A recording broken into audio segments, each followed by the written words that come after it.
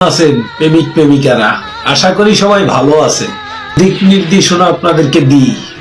হঠাৎ করে মনে হলো বর্তমান যুগের প্রেম কেমন হয় সেটা একটু আপনাদেরকে জানাই। ফেসবুকে, হোয়াটসঅ্যাপে, ইমুতে, ভাইবারে, টিউটারে যদি ঘন্টার পর ঘন্টা আপনার সাথে কথা বলে, তাহলে সে আপনার সাথে প্রেম করে না, আপনার ক্যারিয়ার ধ্বংস করে। বিশ্বাস করুন, এই মেয়েটা অথবা এই ছেলেটা তার দোহাই দিয়ে তার বাবা মায়ের পছন্দের ছেলেটা অথবা মেয়েটা কি বিয়ে করবে?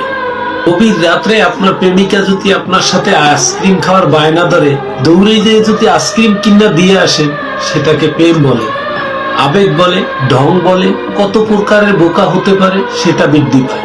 মনে রাখতে হবে, ঢং, প্রেম, বোকা, আবেগ, ক্যারিয়ার এক জিনিস নয়। সত্যিকারে যে যাকে ভালোবাসে সে চাইবে যে তার ক্যারিয়ারটা যেন গুছিয়ে নেয়। ঘন্টার পর ঘন্টা কথা বলে আপনার ক্যারিয়ার নষ্ট করবে, 2-4 মিনিট কথা বলেই আপনার ক্যারিয়ার গুছিয়ে দিবে। জীবনটা কোনো হিন্দি সিনেমা না, আপনিও শাহরুখ খান না, সেও কাজল না। সত্যিকারে যে আপনাকে ভালোবাসবে সে আপনাকে বুঝিয়ে দেবে।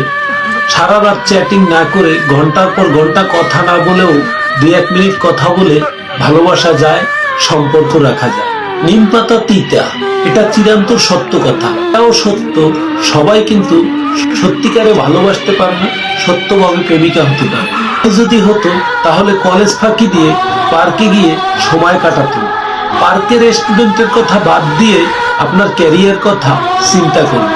আপনার সুবিধা বুঝবে, আপনার অসুবিধা বুঝবে, বিপদের সময় আপনার পাশে থাকবে। তার নামই ভালোবাসা। দেওয়ালে পিঠ থেকে গেলে সাহায্যের হাত বাড়িয়ে দেবে। মূলত এই ছেলেগুলা, এই মেয়েগুলাই আপনার প্রেমিকা হওয়ার যোগ্যতা রাখে। তাই ভালোবাসার নামে নিজের সময় নষ্ট না করে নিজের ক্যারিয়ার দিকে ফোকাস রাখুন। এমন মানুষটাকে ভালোবাসেন, এমন মানুষটাকে স্ত্রী হিসাবে বেছে নেন যে আপনার ক্যারিয়ার গুছাতে আপনাকে সাহায্য করে। আমার এলাকায় কিছু ক্রিটিক্যাল লোক আছে, তারা আমার ভিডিও কম বেশি দেখে। এখন বলবে, তাহলে যে কেন সঠিক লোকটাকে বেছে নিতে পারলো না? তাদের উদ্দেশ্যে বলি, পৃথিবীতে দুঃখ যখন আছে, সুখ অবশ্যই আছে। সময়ের অপেক্ষা মাত্র।